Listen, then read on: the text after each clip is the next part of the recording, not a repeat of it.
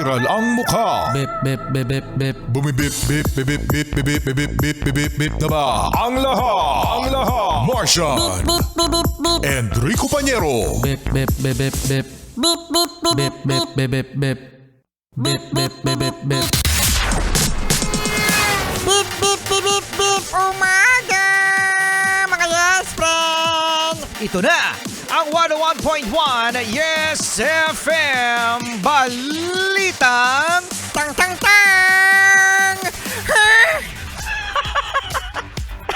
para sa mga yes friend natin na nag-aantabay sa Hindi ko po alam, Your Honor. Hindi ko po maalala, Your Honor. grabe yung teleserye na yan, ano? Ang hindi ko po alam, Your Honor, at hindi ko po matandaan, Your Honor, na si Mayor Alice Guo na kiniklaim niya na siya ay isang Filipino. Eh ngayon mga yes friend, si Go Waping Ano?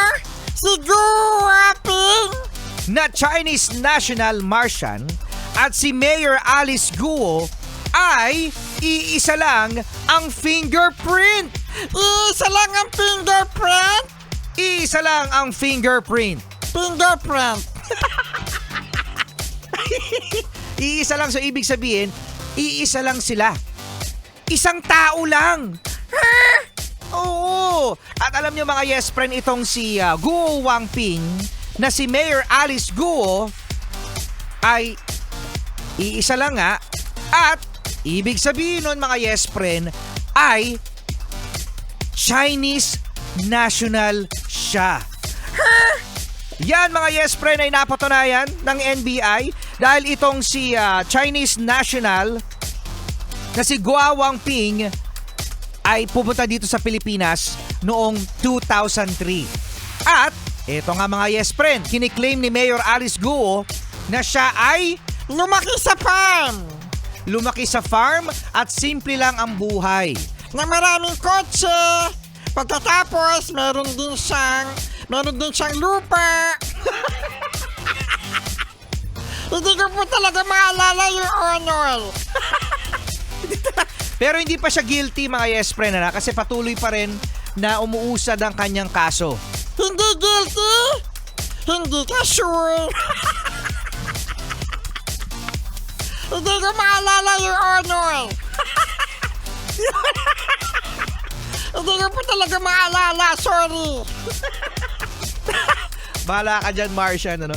So, ang tabayanan natin, mga yes friend, kasi ibig sabihin nito, ay meron talagang protector, no?